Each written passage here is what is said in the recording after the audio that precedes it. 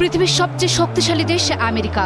এটি এমন একটি দেশ যার সামরিক ঘাঁটিগুলো ছড়িয়ে আছে সারা দুনিয়ায়, যার ডলারের জোরে দুনিয়ার বহু রাষ্ট্র নতজানু। রাষ্ট্রনেতারা মহারাজা মহারাজা বলে ফেনা তুলে ফেলে মুখে, কিন্তু এই দুনিয়ায় এমন একটা মুসলিম দেশ আছে যারা সেই মহারাজার চোখে চোখ রেখে দাঁড়ায়, ডরায় না, পিছু হটে না, মাথা নত করে না।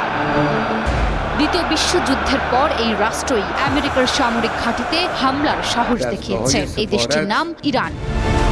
সাম্প্রতিক সময়ে আমেরিকার হামলার জবাবে তেহরান কোনো কূটনৈতিক ভাষায় নয়, সরাসরি সামরিক শক্তি দিয়ে উত্তর দিয়েছে। এই ইরানই তো সেই দেশ যাকে কখনো বিচ্ছিন্ন বলেছে পশ্চিমারা, যার উপর চাপানো হয়েছে শত শত নিষেধাজ্ঞা, যার বিজ্ঞানীরা একের পর এক টার্গেট হয়েছে ড্রোনে, সাইবার অ্যাটাকে। শেষ পর্যন্ত তাদের পারমাণবিক ঘাঁটিতেও হামলা চালিয়ে সব ধ্বংস করা হয়েছে। কিন্তু তবুও এই জাতি থেমে যায়নি। তারা জবাব দিয়েছে বুলিতে নয়, কর্মে, তাও আবার বিশ্বের সবচেয়ে